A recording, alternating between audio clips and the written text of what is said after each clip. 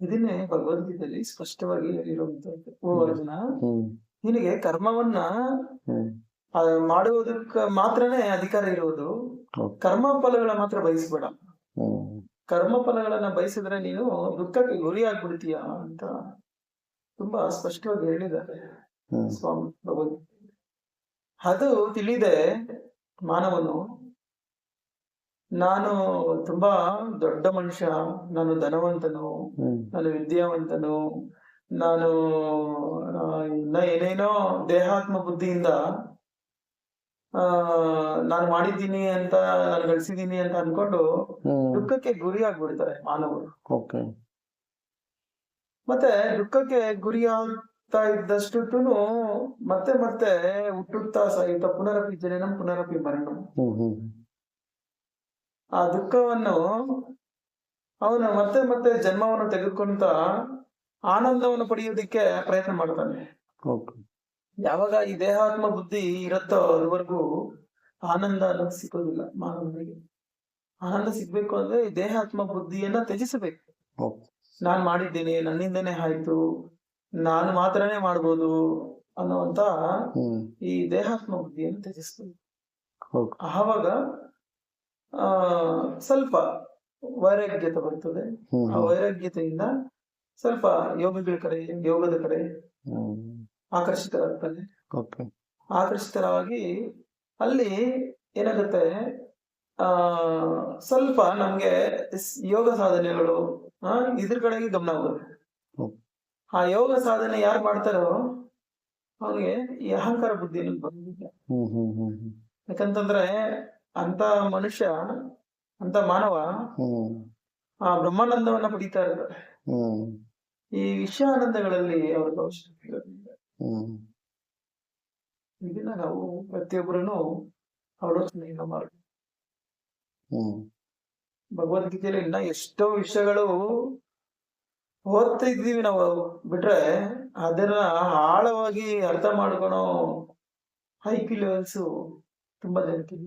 ಹ್ಮ್ ಆ ಆಳವಾಗಿರುವಂತ ವಿಷಯನ ಅರ್ಥ ಮಾಡ್ಕೊಂಡಿಲ್ಲ ಅಂತಂದ್ರೆ ನಾವು ಸುಮ್ನೆ ಓದಿ ದೇವ್ರ ಒಂದು ಮನೆಯಲ್ಲಿ ಇರ್ತೀವಿ ಅಷ್ಟೇ, ಬಿಟ್ರೆ ಹ್ಮ್ ನಾವು ಸುಮ್ನೆ ಓದಿ ಅದನ್ನ ಒಂದು ಕೋಣೆಯಲ್ಲಿ ಇಡ್ತೀವಿ ಅಷ್ಟೇ, ಬಿಟ್ರೆ ಓಕೆ. ಅದ್ರ ಪ್ರಯೋಜನಗಳನ್ನ ನಾವು ತಿಳ್ಕೊಂಡು ಅದನ್ನ ಆಚರಣೆ ಮಾಡ್ಲಿಲ್ಲ ಅಂತಂದ್ರೆ ಹ್ಮ್ ಅದು ವ್ಯರ್ಥ. ಓಕೆ. ಭಗವದ್ಗೀತೆ ಪಾರಾಯಣ ಗ್ರಂಥ ಅಲ್ಲ ಅದು. ಓಕೆ. ಭಗವದ್ಗೀತೆ ಅನ್ನೋದು ಒಂದು ಅನುಷ್ಠಾನ ಗ್ರಂಥ ಅನ್ನೋದು ನಾವು ಅರ್ಥ ಮಾಡ್ಬೋದು. ಓಕೆ. ಅದು ನಮ್ಮ ಲೈಫ್ ಮ್ಯಾನ್ಯುವಲ್ ಇದ್ದಂಗೆ. ಓಕೆ. ನಮ್ಮ ಮಹರ್ಷಿಗಳು ಅದನ್ನ ಹೇಳಿದ್ದಾರೆ. ಹ್ಮ್ ಈಗ ಪ್ರತಿಯೊಂದು ವಸ್ತುಗೂ ನಾವು ಒಂದು ಮ್ಯಾನ್ಯುವಲ್ ಅಂತ ಇರುತ್ತೆ. ಹಾ. ಅದ್ರಲ್ಲಿ ಅದರದ್ದು ಕಂಪ್ಲೀಟ್ ಬಯೋಡೇಟಾ ಇರುತ್ತೆ. ಹ್ಮ್ ಈ ಲೈಫ್ಗೂ ಬಯೋಡೇಟಾ ತಿಳ್ಕೊಬೇಕು ಅಂತಂದ್ರೆ, ಹ್ಮ್ ಈ ಲೈಫ್ ಪರ್ಪಸ್ ತಿಳ್ಕೊಬೇಕು ಅಂತಂದ್ರೆ, ಹ್ಮ್ ನಮ್ಮ ಗಮ್ಯ ಎಲ್ಲಿಗೆ ಅನ್ನೋ ತಿಳ್ಕೊಬೇಕು ಅಂತಂದ್ರೆ ಹ್ಮ್ ನಾವು ಆ ಮ್ಯಾನ್ಯುವಲ್ ಅನ್ನ ತೆಗೆದು ಹ್ಮ್ ನೋಡ್ಬೇಕಾಗ್ತದೆ. ಹ್ಮ್ ಅದ್ರ ಬಗ್ಗೆ ತಿಳ್ಕೊಬೇಕಾಗ್ತದೆ. ಹ್ಮ್ ನೋಡಿ ತಿಳ್ಕೊಂಡ್ರೆ ಅಷ್ಟೇ ಸಾಲದು, ಅದನ್ನ ಅನುಷ್ಠಾನವನ್ನ ಮಾಡ್ಬೇಕು. ಆವಾಗ ಮಾತ್ರ ನಮ್ಗೆ ಆ ಆನಂದ ಅನ್ನೋದು, ಬ್ರಹ್ಮಾನಂದ ಅನ್ನೋದು ಸಿಗುತ್ತೆ. ಅದು ಬಿಟ್ಟು ನಾವ್ ಯಾರು ಅನ್ನೋದು ಗೊತ್ತಿಲ್ಲ, ಈ ಸೃಷ್ಟಿ ಏನು ಅಂತ ಗೊತ್ತಿಲ್ಲ, ಇದು ಯಾಕೆ ಇದೆಲ್ಲ ನಡೀತಾ ಇದೆ ಅನ್ನೋದು ಗೊತ್ತಿಲ್ಲ, ಸುಮ್ನೆ ಬ್ಲೈಂಡ್ ಆಗಿ ಹೋಗ್ತಾ ಇದೀವಿ ಹೊರತು ನಾವು ಇದು ಏನಕ್ಕೆ ಅಂತ ಪ್ರಶ್ನೆ ಮಾಡ್ಕೊಂತಾರೆ ಎಷ್ಟೋ ಜನ. ಆದ್ರೆ ಆ ಪ್ರಶ್ನೆಗೆ ಉತ್ತರ ಕಂಡ್ಕೊಳೋದಕ್ಕೆ ಪ್ರಯತ್ನ ಮಾಡ್ತೀವಿ. ಒಂದ್ ವೇಳೆ ಪ್ರಯತ್ನ ಮಾಡಿದ್ರು ಕೂಡ ಅರ್ಥ ಆಗೋದಿಲ್ಲ. ಅದಕ್ಕೆ ಸೂಕ್ತವಾಗಿರುವಂತ ಗುರುಗಳ ಹತ್ರ ಹೋಗಿ ಅದ್ರ ಬಗ್ಗೆ ಒಂದಷ್ಟು ಸತ್ಸಂಗಗಳಿಗೆ, ಒಂದಷ್ಟು ವಿಚಾರಣೆಗಳಿಗೆ ನಾವು ಹೋಗ್ಬೇಕು. ಆಧ್ಯಾತ್ಮಿಕ ವಿಚಾರಣೆಗಳ ನಡೆಯುವಂತ ಜಾಗದಲ್ಲಿ, ಆ ಆಧ್ಯಾತ್ಮಿಕ ಸತ್ಸಂಗಗಳು ನಡೆಯುವಂತ ಜಾಗಗಳಿಗೆ ಹೋಗಿ ನಾವು ಅಲ್ಲಿ ಆ ಸಂಘದಲ್ಲಿ ನಾವು ಇದ್ದಾಗ ಅವ್ರಿಗೆ ಆ ವಿಷಯ ಗೊತ್ತಾಗುತ್ತೆ. ಆ ವಿಷಯದಿಂದ ಏನಾಗುತ್ತೆ, ಈ ಶಾಸ್ತ್ರಗಳು, ಭಗವದ್ಗೀತೆ ಆಗಿರ್ಬೋದು, ಉಪನಿಷತ್ತಿ ಸಾರಾಂಶ ಆಗಿರ್ಬೋದು, ಕೆಲವೊಂದಷ್ಟು ಶಾಸ್ತ್ರಗಳ ಬಗ್ಗೆ ಅಲ್ಲಿ ವಿಚಾರಣೆಗಳು ನಡೆಯುತ್ತೆ. ಅದು ತಿಳ್ಕೊಂಡಾಗ ನಾವು ಮ್ಯಾನ್ಯುವಲ್ ಅನ್ನ ನಾವು ಆ ಅರ್ಥ ಮಾಡ್ಕೊಂಡು ಅದನ್ನ ಆಚರಣೆಯಲ್ಲಿ ಇಡೋದಕ್ಕೆ ಸಹಾಯ ಆಗ್ತದೆ. ಓಕೆ. ನಾವು ಮನೇಲಿ ಕುತ್ಕೊಂಡು ಎಲ್ಲ ಮಾಡ್ತೀವಿ ಅಂದ್ರೆ ಆಗ್ತದೆ. ಹ್ಮ್. ನಾವು ಒಂದಷ್ಟು ಸತ್ಸಂಗಗಳಿಗೆ ಹೋಗ್ಬೇಕು. ಓಕೆ. ಆ ಸತ್ಸಂಗಗಳಲ್ಲಿ ಅವರ ಅನುಭವಿಸಿ ಅವ್ರ ಅನುಭವಗಳನ್ನ ಅವ್ರು ಅನ್ಕೊಂತಾರೆ. ಓಕೆ. ಅದೇ ನಾವು ತಿಳ್ಕೊಂಡ್ರೆ ನಮ್ಗೆ ಈಸಿ ಆಗುತ್ತೆ. ಹ್ಮ್. ನಾವು ಆಚರಣೆ ಮಾಡೋದಕ್ಕೆ ಈಸಿ ಆಗುತ್ತೆ. ಹ್ಮ್. ಅದನ್ನ ನಾವು ತಿಳ್ಕೊಂಡು ಆಚರಣೆ ಮಾಡೋದ್ರಿಂದ ನಮ್ಗೆ ಸ್ಟೆಪ್ ಬೈ ಸ್ಟೆಪ್ ಏನಾಗುತ್ತೆ, ಈ ವಿಷಯಗಳಲ್ಲಿ ಹ್ಮ್. ಆಸಕ್ತಿ ಕಮ್ಮಿ ಆಗುತ್ತೆ. ಓಕೆ. ಆ ಶಾಶ್ವತ ಆನಂದದ ಕಡೆಗೆ ಗಮನ ಹೋಗುತ್ತೆ. ಓಕೆ. ಆವಾಗ ಮಾತ್ರನೇ ಮನುಷ್ಯ ಆನಂದವಾಗಿ ಹ್ಮ್. ಈ ಬಾಹ್ಯ ವಸ್ತುಗಳಲ್ಲಿ, ಓಕೆ. ಈ ಕ್ಷಣಿಕ ಸುಖಗಳಲ್ಲಿ ಹ್ಮ್. ಆನಂದ ಯಾವುದಕ್ಕೂ ಸಿಗೋದಕ್ಕೆ ಸಾಧ್ಯನೇ ಇಲ್ಲ. ಇದನ್ನ ದಾಟಿ ಮುಂದಕ್ಕೆ ಹೋಗ್ಬೇಕು. ಇದನ್ನ ದಾಟಿ ಮುಂದಕ್ಕೆ ಹೋದ್ರೆ ಆವಾಗ ಬ್ರಹ್ಮಾನಂದವನ್ನ ಅನುಭವಿಸಬಹುದು ಅಂತೇಳಿ ಶುಕ ಮಹರ್ಷಿಗಳು, ವ್ಯಾಸರ ಪುತ್ರರು, ಓಕೆ. ವೇದವ್ಯಾಸರ ಪುತ್ರರು ಶುಕ ಮಹರ್ಷಿ. ಹ್ಮ್. ಅವರು ದಿಗಂಬರಿ. ಅವರು ಈ ಬ್ರಹ್ಮಾನಂದವನ್ನ ಪಡಿಬೇಕು ಅಂತಂದ್ರೆ ನಾವು ಬಾಹ್ಯವನ್ನ ಬಿಟ್ಟು ಒಳಗಡೆಗೆ ಹೋಗ್ಬೇಕು ಅಂತ ಅನೇಕ ಕಕ್ಷೆಗಳಲ್ಲಿ ಅನೇಕ ರೀತಿಗಳಲ್ಲಿ ಹ್ಮ್. ಹೇಳಿದ್ದಾರೆ. ಓಕೆ. ಇದನ್ನ ನಾವು ಆಲೋಚನೆಯನ್ನ ಮಾಡಬೇಕು. ನಾವು ಈ ಕ್ಷಣಿಕ ಸುಖಗಳಿಗೋಸ್ಕರ ಜೀವನ ಜೀವಿಸದೆ ಹ್ಮ್. ನಾವು ಶಾಶ್ವತವಾಗಿರುವಂತ ಸುಖಕ್ಕೋಸ್ಕರ ನಮ್ಮ ಈ ಜರ್ನಿ ಅನ್ನೋದು ಅರ್ಥ ಮಾಡ್ಕೋಬೇಕು. ಓಕೆ. ನಾವು ನೋಡಿದ ಹಾಗೆ ಅನೇಕ ವರ್ಷಗಳಿಂದ ಆಧ್ಯಾತ್ಮದಲ್ಲಿ ನೀವು ಸೇವೆಯನ್ನು ಮಾಡ್ತಾ ಇದ್ದೀರಾ. ಇದು ತುಂಬ ಜನಗಳಿಗೆ ಪರಮಾತ್ಮನ ಬಗ್ಗೆ ತಿಳಿಸಿ ನೀವು ಪರಮಾತ್ಮನದ ಬಗ್ಗೆ ಪ್ರೇರೇಪಣೆ ಮಾಡ್ತಾ ಇದ್ದೀರಾ. ಈ ಆಧ್ಯಾತ್ಮಿಕ ಸೇವೆಯಲ್ಲಿ ಎಷ್ಟೋ ಜನರಿಗೆ ಬ್ರಹ್ಮವಿದ್ಯೆಯನ್ನು ತಿಳಿಸಿ ಅವರಿಗೆ ದೀಕ್ಷೆಯನ್ನು ಕೊಟ್ಟು, ಎಷ್ಟೋ ಜನರಿಗೆ ಬ್ರಹ್ಮವಿದ್ಯೆಯನ್ನು ಉಚಿತವಾಗಿ ಕೊಟ್ಟು ಈ ಸೇವೆಯನ್ನು ಮಾಡ್ತಾ ಇದ್ದೀರಾ. ತುಂಬಾ ಅದ್ಭುತವಾದ ಕೆಲಸ ಗುರುಜಿ. ನಂದು ಏನು ಇಲ್ಲ, ಸ್ವಾಮಿ ಅದನ್ನ ಮಾಡಿಸ್ತಾ ಇದ್ದಾರೆ ಅಷ್ಟೇ. ಓಕೆ. ನಂದು ಏನು ಇಲ್ಲ. ನಾನೇನೋ ಸುಮಾರು ಒಂದು 20 ವರ್ಷಗಳಿಂದ ಓಕೆ ಗುರುಜಿ. ಏನೋ ಮಾಡ್ತಾ ಇದೀನಿ ಅಷ್ಟೇ. ಆದ್ರೆ ನಾನು ಮಾಡ್ತಾ ಇದ್ದೀನಿ ಅಂತ ಯಾವತ್ತೂ ಅನ್ಕೊಳ್ಳಿಲ್ಲ. ಓಕೆ. ಯಾಕಂತಂದ್ರೆ ಅದು ಸ್ವಾಮಿ ಆಸ್ತಿ. ಓಕೆ. ಆತ ಏನ್ ಮಾಡಿಸ್ಬೇಕು ಅಂತ ಇರ್ತಾನೋ ಅದನ್ನ ಮಾಡಿಸ್ತಾನೆ. ಓಕೆ ಗುರುಜಿ. ನಾವು ಒಂದು ಇನ್ಸ್ಟ್ರೂಮೆಂಟ್ ಇದ್ದಂಗೆ ಅಷ್ಟೇ. ಆ ಇನ್ಸ್ಟ್ರೂಮೆಂಟ್ ಮುಖಾಂತರ ಆತ ಆ ಸಮಯಕ್ಕೆ ಏನ್ ಬೇಕೋ ಅದನ್ನ ಮಾಡಿಸ್ಕೊಡ್ತಾನೆ. ಹಾಗಾಗಿ ನಂದನ್ನೋದು ಏನು ಇಲ್ಲ. ಓಕೆ. ಯಾಕಂತಂದ್ರೆ ನಂದು ಅನ್ಕೊಂಡ್ರೆ ಒಂದಲ್ಲ ಒಂದ್ ದಿವಸ ನನ್ನ ದೇಹನೇ ನನಗೆ ಮೋಸ ಮಾಡುತ್ತೆ. ಓಕೆ. ನನ್ನ ದೇಹನೇ ನನಗೆ ಹೇಳದೆ ಕೇಳದೆ ಬಿಟ್ಟು ಬಿಡುತ್ತೆ. ಓಕೆ. ಹಾಗಾಗಿ ಈ ದೇಹದಲ್ಲಿ ಶಿವ ಇರೋರ್ಗು ಅಷ್ಟೇನೆ. ಶಿವ ಈ ದೇಹವನ್ನು ಬಿಟ್ಟು ಹೋದ್ಮೇಲೆ ಅದು ಶವವಾಗುತ್ತೆ. ಓಕೆ. ಶವ ಆದ್ಮೇಲೆ ಯಾರು ಹತ್ರಕ್ಕೂ ಬರೋದಿಲ್ಲ, ಇದು ಶವ ಅಂತೇಳಿ. ಎತ್ತಿರೋ ಮಕ್ಕಳಾಗಿರ್ಬೋದು, ಶಿಷ್ಯರಾಗಿರ್ಬೋದು, ಮತ್ತೊಬ್ಬರಾಗಿರ್ಬೋದು, ಯಾರೇ ಆದ್ರೂ ಅಷ್ಟೇನೆ. ಹಾಗಾಗಿ ನನಗೆ ಈ ಗುರುತ್ವನೂ ಬೇಕಾಗಿಲ್ಲ, ನನ್ಗೆ ಈ ಹೆಸರು ಕೀರ್ತಿಗಳು ಇದ್ರ ಮೇಲೆ ಎಲ್ಲ ನನ್ಗೆ ನಂಬಿಕೆಗಳು ಇಲ್ಲ, ನನಗೆ ಅದ್ರ ಮೇಲೆ ಆಸಕ್ತಿನೂ ಇಲ್ಲ. ನನಗೆ ಅದ ಅವಶ್ಯಕತೆನೇ ಇಲ್ಲ. ನನ್ಗೆ ಏನಂದ್ರೆ ಒಂದಷ್ಟು ಸಮಯ ವ್ಯರ್ಥ ಮಾಡದೆ ಪರಮಾತ್ಮನ ಕಡೆಗೆ ಪ್ರೇರೇಪಣೆ ಮಾಡಬೇಕು. ಪರಮಾತ್ಮನನ್ನು ಸೇರುವಂತಹ ಮಾರ್ಗ ಅಷ್ಟು ಏನೋ ನನ್ನ ಪ್ರಯತ್ನ, ನನ್ನ ಮೇಧಶಕ್ತಿಗೆ ತಕ್ಕಟ್ಟಾಗಿ ಅದನ್ನ ಒಂದಷ್ಟು ಜನಕ್ಕೆ ಉಪಯೋಗ ಆಗ್ಬೇಕು ಅಂತೇಳಿ ಏನೋ ಮಾಡ್ತಾ ಇದ್ದೀನಿ ಅಷ್ಟೇ. ಬಿಟ್ರೆ ನಂದು ಅನ್ನೋಂಥದ್ದು ಏನೂ ಇಲ್ಲ. ಇದು ಈ ಬ್ರಹ್ಮವಿದ್ಯೆಯ ರಹಸ್ಯ ಬಹಳ ಜನಕ್ಕೆ ಗೊತ್ತಿಲ್ಲ ಗುರುಜಿ. ಇದ್ರ ಬಗ್ಗೆ ನೀವು ಎಷ್ಟೋ ಜನಕ್ಕೆ ಉಚಿತವಾಗಿ ಕೊಟ್ಟಿದ್ದೀರ, ಅದರಲ್ಲೂ ನಾನು ಕೂಡ ಒಬ್ಬ. ನನಗೆ ತುಂಬ ಒಳ್ಳೆ ಅನುಭವ ಆಗಿದೆ. ನನಗೂ ತುಂಬ ಪಾಸಿಟಿವ್ನೆಸ್, ತುಂಬ ಚೆನ್ನಾಗಿದೆ ನನ್ನ ಲೈಫ್. ಈಗ ನನಗೆ ತುಂಬ ಸಂತೋಷ. ನಾನು ಯಾವಾಗಲೂ ಆನಂದವಾಗಿ ಇರ್ತೇನೆ. ನಾನು ಯಾವುದು ಇದು ಏನಂದ್ರೆ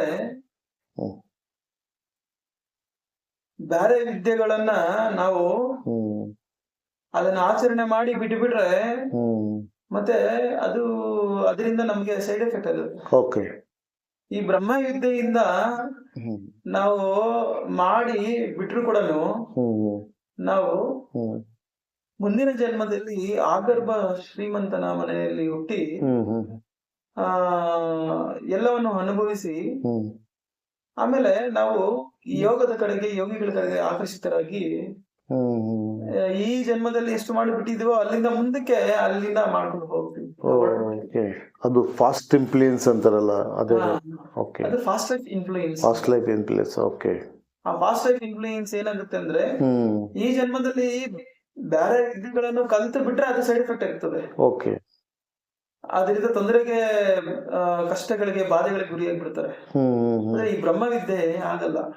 ಹ್ಮ್ ಈ ಬ್ರಹ್ಮವಿದ್ಯೆಯನ್ನ ನಾವು ಹ್ಮ್ ತ್ರಾಯಿತೋ ಮಹತೋ ಭಯಾತ್ ಅಂದ್ರೆ ಮಹಾ ಭಯದಿಂದ ಪಾರಾಗ್ಬಿಡ್ತಾನೆ.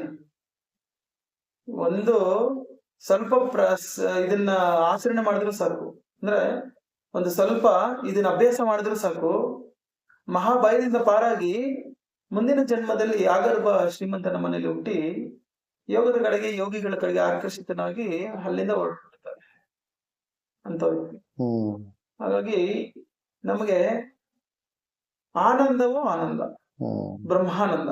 ಓಕೆ. ಯಾರು ಬ್ರಹ್ಮವಿದ್ಯೆಯನ್ನ ಹ್ಮ್ ಅಭ್ಯಾಸ ಮಾಡ್ತಾರೋ, ಹ್ಮ್ ಯಾರು ಆ ಬ್ರಹ್ಮವಿದ್ಯೆಯನ್ನ ಜೀವನದಲ್ಲಿ ರೂಢಿ ಮಾಡ್ಕೊಂತಾರೋ ಹ್ಮ್ ಅಂತವ್ರಿಗೆ ಪ್ರತಿ ದಿವಸನೂ ಆನಂದವೇ. ಓಕೆ. ಬೇರೆ ಇನ್ಯಾರಿಗೂ ಸಿಗಲಾರದು. ಓಕೆ. ನಮ್ಮ ಗುರುದೇವರು ಕೂಡ ಇದನ್ನ ಹೇಳ್ತಿದ್ರು. ಹ್ಮ್ ನಾವು ಉಸಿರಾಡುತ್ತಾ ಇರುವಂತಹ ಹ್ಮ್ ಗಾಳಿಯನ್ನ ಹೊರಗಡೆಗೆ ಊದಿದ್ರೆ ಹ್ಮ್ ಲೋಹಗಳು ಮಾತ್ರ ಕರಗುವುದು. ಓಕೆ. ಅದೇ ಗಾಳಿಯನ್ನ ಒಳಗಡೆಗೆ ಊದಿದರೆ ಹ್ಮ್ ಲೋಕಗಳೇ ಕರ್ಕೋಗುತ್ತೆ ಅಂತ ಹೇಳೋರು. ಎಂತ ಮಾತು! ಯಾರಿಗ ಅರ್ಥ ಆಗುತ್ತೆ? ಹ? ಅದು ಯಾರು ಅಭ್ಯಾಸ ಮಾಡ್ತಿರ್ತಾರೋ ಅವ್ರಿಗೆ ಅರ್ಥ ಆಗುತ್ತೆ, ಬೇರೆಯವ್ರಿಗೆ ಅರ್ಥ ಆಗೋದಿಲ್ಲ. ಊದೋದಂದ್ರೆ ಏನ್ ಊದಬೇಕು? ತುಂಬಾ ಕ್ಲಿಷ್ಟ ಪ್ರಶ್ನೆ ಇದೆ.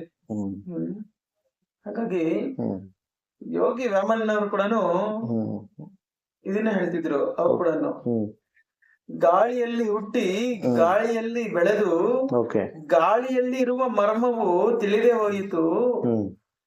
ನಿನ್ನ ಮೂಗಿನಲ್ಲಿ ಬರುವಂತಹ ಗಾಳಿ ಮುಕ್ತಿಗೆ ಮಾರ್ಗವು ಮಾನವ, ವಿಶ್ವದ ವಿರಾಮ ವಿನಡುವೇಮ ಅಂತ ಹೇಳ್ತಿದ್ರು. ಹಾಗಾಗಿ ನಾವು ಗಾಳಿಯಲ್ಲೇ ಹುಟ್ತೀವಿ. ಹುಟ್ಟಕ್ ಮುಂಚೆ ಎಲ್ಲಿದ್ವಿ? ಅಣಿಯೋರ್ ಅಣಿಯಾನ್ ಮಹತೋರ್ ಮಣಿಯನ್ ಅಂದ್ರೆ ಮಹತ್ತಿಗೆ ಮಹತ್ವವಾಗಿರುವಂತವ್ರು, ಮತ್ತೆ ಅಣು ಕೂಡ ಅಣುವಾಗಿರುವಂತವ್ರು. ನಾವು ತಂದೆ ತಾಯಿ ಗೃಹಸ್ಥಾಶ್ರಮವನ್ನ ಸ್ವೀಕರಣೆ ಮಾಡಿದ್ರು. ಆ ಗೃಹಸ್ಥ ಆಶ್ರಮದಲ್ಲಿ ನಾವು ತಂದೆ ವೀರ್ಯದಾನ ಮಾಡ್ತಾರೆ. ಆವಾಗ ಏನಾಗಿದ್ವಿ ನಾವು? ಎಲ್ಲಿದ್ವಿ? ಅಣುವಲ್ಲಿ ಅಣುವಾಗಿದ್ವಿ ನಾವು ಅಲ್ಲಿ, ಅಲ್ವಾ? ವಾಯು ಪ್ರಸರಣೆಯಿಂದ ನಾವೇನೋ ನಮ್ಮಿಂದ ಅಂತ ನಾವು ಅನ್ಕೊಂಡ್ಬಿಡ್ತೀವಿ. ವಾಯು ಪ್ರಸರಣೆಯಿಂದ ಏನಾಗುತ್ತೆ? ಗರ್ಭಧಾನ ಆಗುತ್ತೆ. ಆ ವಾಯು ಪ್ರಸರಣ ಅಂದ್ರೆ ಅಲ್ಲಿ ಕೂಡ ಗಾಳಿಯ ಒಂದು ಮೂಲಕವೇ ಆಗ್ಬೇಕು. ವಾಯು ಪ್ರಸರಣದಿಂದ ಗರ್ಭಧಾನ ಆಗುತ್ತೆ. ಗರ್ಭಧಾನ ಆದ್ಮೇಲೆ ಅಲ್ಲಿ ಅಣುವಾಗಿರುತ್ತೇವೆ. ಅಲ್ಲಿ ಅಣುವಾಗಿ ಇವಾಗ 50 kg 80 kg 100 kg ಆಗಿದ್ವಿ. ಇದಕ್ ಮುಂಚೆ ನಾವ್ ಏನಾಗಿದ್ವಿ? ಅಣುವಾಗಿದ್ವಿ. ಅದೆಲ್ಲಿಂದ ಬಂತು? ಗಾಳಿಯಿಂದಾನೇ ಬಂತು, ಅಲ್ವಾ? ಅದಕ್ ಮೂಲಕ್ಕೆ ಹೋದ್ರೆ ಅದು ಗಾಳಿನೇ. ಗಾಳಿಯಿಂದಾನೇ ನಾವು ಬಂದ್ವಿ, ಗಾಳಿಯಲ್ಲೇ ಜೀವಿಸ್ತಾ ಇದ್ವಿ. ಆದ್ರೆ ಗಾಳಿಯಲ್ಲೇ ಇರುವಂತಹ ಮರ್ಮವನ್ನು ನಾವು ತಿಳಿದೇ ಹೋದ್ವಿ. ಆ ಮೂಗಿನಲ್ಲಿ ಉಸಿರಾಡುತ್ತಾ ಇರುವಂತಹ ಗಾಳಿಯನ್ನು ನಾವು ಒಳಗಡೆಗೆ ಊದಿದರೆ ಅದು ಮುಕ್ತಿಗೆ ನಮಗೆ ಜಾಗ ಕೊಡುತ್ತೆ. ಅಥವಾ ಮೂಗಿನಲ್ಲಿ ಇರುವಂತಹ ಗಾಳಿ ಮುಕ್ತಿಗೆ ಮಾರ್ಗ, ಅದನ್ನ ಡಿಕೋಡ್ ಮಾಡ್ಬೇಕು. ಮೂಗಿನಲ್ಲಿ ಇರುವಂತಹ ಗಾಳಿ ಮುಕ್ತಿಗೆ ಮಾರ್ಗ ಅಂತಂದ್ರೆ ಆ ಮಾರ್ಗ ಎಲ್ಲೋ ಇದೆಯಲ್ಲ ನಮ್ಮ ಒಳಗಡೆನೆ. ಯಾರು ಹೊರಗಡೆ ಇದೆ ಅಂತ ಹೇಳಿಲ್ಲ, ಯಾರು ಹೊರಗಡೆ ಇದೆ ಅಂತ ಹೇಳಿಲ್ಲ, ಎಲ್ಲರೂ ಒಳಗಡೆ ಇದೆ ಅಂತಾನೆ ಹೇಳ್ತಿದ್ದಾರೆ. ರಾಘವೇಂದ್ರ ಸ್ವಾಮಿಗಳು ಕೂಡ ಇದನ್ನ ಹೇಳಿದ್ರು. ಅವ್ರು ಕೂಡ ಇದನ್ನ ಆಚರಣೆಯನ್ನ ಮಾಡಿದ್ರು. ಅನುಭವಿಸಿದ್ರು. ಓಕೆ ಆ ಅನುಭವವನ್ನ ನಮ್ಗೆ ತರುಣೋಪಾಯವಾಗಿ ಸೂಚಿಸಿದ್ರು. ಓಕೆ ನಾವು ಅದನ್ನ ಮರೆತು ಹ್ಮ್ ಆ ಬಾಹ್ಯದಲ್ಲೇ ಹುಡುಕ್ತಾ ಇದೀವಿ ಹೊರತು ಹ್ಮ್ ಒಳಗಡೆ ಹೋಗೋ ಪ್ರಯತ್ನ ಮಾಡಿದ್ವಿ. ಓಕೆ ಎಲ್ಲ ಆರ್ಯರು ಎಲ್ಲ ಸಿದ್ಧಿ ಪುರುಷರು ಹೇಳಿದ್ದು ಇದನ್ನೇ, ಹ್ಮ್ ಬೇರೆ ಇನ್ನೇನು ಅಲ್ಲ. ಆ ಮೂಗಿನಲ್ಲಿರುವಂತಹ ಗಾಳಿಯನ್ನ ಮುಕ್ತಿ ಕಡೆಗೆ ತೆಗೆದುಕೊಂಡು ಹೋಗ್ಬೇಕು. ಆ ಮುಕ್ತಿ ಕಡೆಗೆ ತೆಗೆದುಕೊಂಡು ಹೋಗೋದೇ ಬ್ರಹ್ಮವಿದ್ಯೆ, ಸಿದ್ಧವಿದ್ಯೆ, ಹ್ಮ್ ಲಯಯೋಗ, ಹ್ಮ್ ಅನೇಕವಾಗಿರುವಂತಹ ಹೆಸರುಗಳು ಇದಕ್ಕೇನೆ. ಹ್ಮ್ ಇದೇ ಯೋಗ. ಯೋಗ ಅಂತಂದ್ರೆ ಕೂಡುವುದು, ಹ್ಮ್ ಸೇರುವುದು. ಹ್ಮ್ ಇಲ್ಲಿ ಸ್ತ್ರೀ, ಹ್ಮ್ ಇಲ್ಲಿ ಪುರುಷ ಇದ್ದಾನೆ, ಇಲ್ಲಿ ಶ್ರೀರಾಮಚಂದ್ರ ಇದ್ದಾನೆ, ಇಲ್ಲಿ ಸೀತಾದೇವಿ ಇದೆ, ಓಕೆ ಇಲ್ಲಿ ರಾಧಾ ದೇವಿ ಇದ್ದಾಳೆ, ಇಲ್ಲಿ ಶ್ರೀಕೃಷ್ಣ ಪರಮಾತ್ಮರಿದ್ದಾರೆ. ಓಕೆ ಎಲ್ಲ ಅದೇ ಚಲಿಸಿರುವಂತಹ ಜೀವಶಕ್ತಿಯನ್ನ ಮತ್ತೆ ನಾವು ಯೋಗ ಸಾಧನೆಯ ಮುಖಾಂತರ ತೆಗೆದುಕೊಂಡು ಹೋಗಿ ಮತ್ತೆ ನಾವು ಎಲ್ಲಿ ಸೇರಿಸಬೇಕು? ಉತ್ಪತ್ತಿ ಸ್ಥಾನದಲ್ಲಿ ಸ್ಥಾನ ಸೇರಿಸ್ಬೇಕು. ಓಕೆ ಆ ಉತ್ಪತ್ತಿ ಸ್ಥಾನದಲ್ಲಿ ಸೇರಿಸುವುದೇನೆ ಯೋಗ. ಓಕೆ ಇಲ್ಲಿರುವಂತ ಸ್ತ್ರೀಯನ್ನ ಇಲ್ಲಿರುವಂತ ಪುರುಷನಲ್ಲಿ ಸೇರಿಸಬೇಕು. ಓಕೆ ಆಗ ಯೋಗ ಅನ್ನೋ ಪದಕ್ಕೆ ನಮ್ಗೆ ಸರಿಯಾಗಿರುವಂತಹ ಅನುಭವ ಬರುತ್ತೆ. ಓಕೆ ತಿಳ್ಕೊಳ್ಳೋದು ಬೇರೆ, ಅದನ್ನ ಅನುಭವಿಸೋದು ಬೇರೆ. ಹ್ಮ್ ತುಂಬಾ ಜನ ತಿಳ್ಕೊಳ್ಳೋ ಪ್ರಯತ್ನ ಮಾಡ್ತೀವಿ ಅಷ್ಟೇ ನಾವು. ಅದನ್ನ ಅನುಭವ ಪಡ್ಕೊಂಡವರು ತುಂಬಾ ಕಮ್ಮಿ. ಹ್ಮ್ ಆ ಅನುಭವ ಯಾರು ಪಡಿತಾರೋ ಅವ್ರಿಗೆ ಮಾತ್ರನೇ ಹ್ಮ್ ಈ ರಹಸ್ಯ ಅರ್ಥ ಆಗೋದು. ಓಕೆ ಇದನ್ನೇ ಎಲ್ಲ ಸಿದ್ಧಿ ಪುರುಷರು ಹೇಳ್ತಾರೆ. ಓಕೆ ಇದು ನಮ್ಗೆ ಅರ್ಥ ಆಗದೆ ಹ್ಮ್ ನಂದು ಬೇರೆ ಮತ, ನಂದು ಬೇರೆ ಜಾತಿ ಹ್ಮ್ ಅಂತೇಳಿ ದೇಹಾತ್ಮ ಬುದ್ಧಿಯಿಂದ ಭಿನ್ನ ಭಿನ್ನ ಅಭಿಪ್ರಾಯಗಳಿಂದ ಓಕೆ ನಾವು ಇಲ್ಲಿ ಬಡದಾಡ್ತಾ ಇದೀವಿ ಅಷ್ಟೇ. ಓಕೆ ಇದು ಎಂತ ವಿಪರ್ಯಾಸ ಇದು. ಓಕೆ ಆದಿ ಮಾನವನ ಹತ್ರ ಹೋದ್ರೆ ಹ್ಮ್ ಜಾತಿ ಎಲ್ಲಿದೆ, ಹ್ಮ್ ಧರ್ಮ ಎಲ್ಲಿದೆ, ಹ್ಮ್ ಭೇದ ಭಾವಗಳು ಎಲ್ಲಿದೆ ಅಲ್ಲಿ? ಓಕೆ ನಾವೆಲ್ಲಾನು ಒಂದೇ ಜಾತಿ, ನಾವು ಏಕೋದರ ಸಹೋದರರು ಅಂತ ನಮ್ಮ ಗುರುಗಳು ಹೇಳಿ. ಹಾಗಾಗಿ ನಮ್ದೆಲ್ಲರದು ಒಂದೇ ಮತನೇ, ಮಾನವನ ಮತ, ವಿಶ್ವ ಮಾನವನ ಮತ. ಮಾನವರದೆಲ್ಲ ಒಂದೇ ಮತ, ಎರಡೆರಡು ಇಲ್ಲ ಅಲ್ಲಿ. ಇದನ್ನ ನಮ್ಮ ಗುರು ದೇವರು ಕೂಡ ಏಕೋದರ ಸಹೋದರರು ಅಂತ. ಏಕ ಪ್ಲಸ್ ಉದರ. ಏಕ ಅಂದ್ರೆ ಒಂದೇ ಶಕ್ತಿಯಿಂದ ಬಂದಿರುವಂತದ್ದು ಅಂತ ಅರ್ಥ. ಉದರ ಅಂತಂದ್ರೆ ಅಲ್ಲಿಂದ ಸ್ಪ್ಲಿಟ್ ಆಗಿರುವಂತದ್ದು. ಒಂದೇ ಶಕ್ತಿಯಿಂದ ಸ್ಪ್ಲಿಟ್ ಆಗಿ ನಾವು ಏಕಂ ಅನೇಕಂ ಭವತಿ ಅಂತೇಳಿ ಅನೇಕವಾಗಿರುವಂತಹ ಬೇರೆ ಬೇರೆ ಜೀವರಾಶಿಗಳಲ್ಲಿ ಬೇರೆ ಬೇರೆ ಅನುಭವಗಳನ್ನ ಪಡೀತಾ ಆತಾನೆ.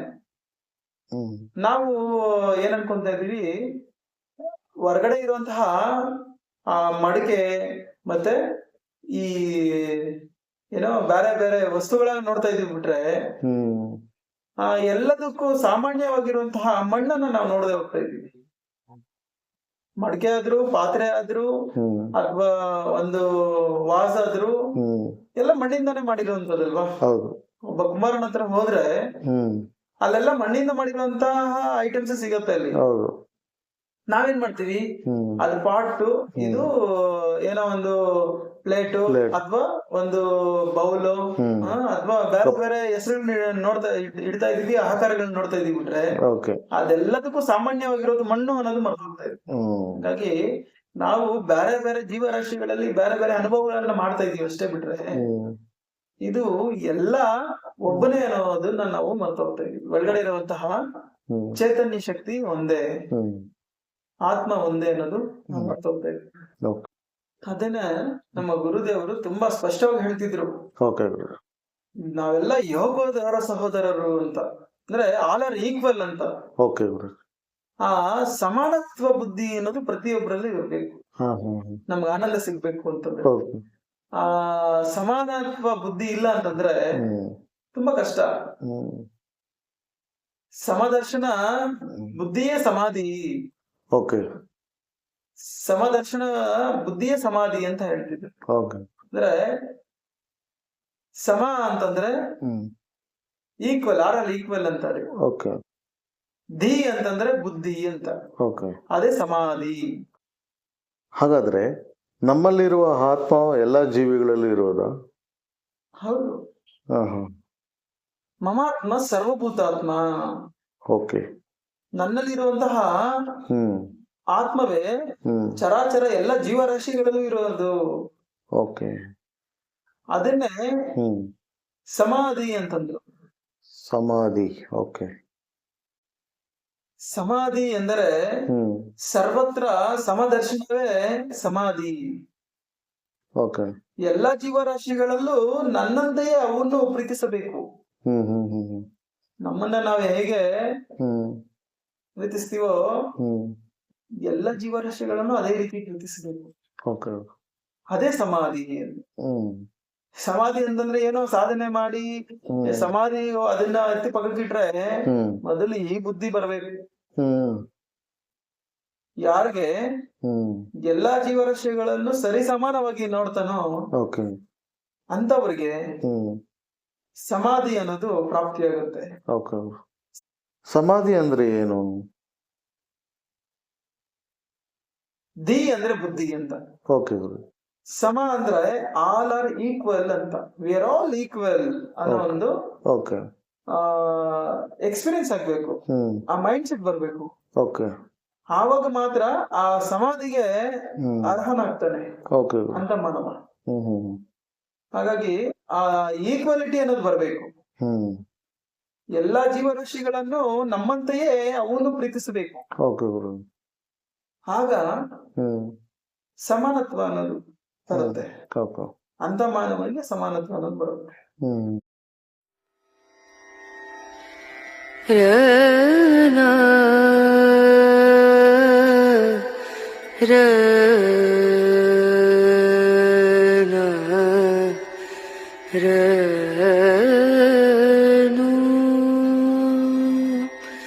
रे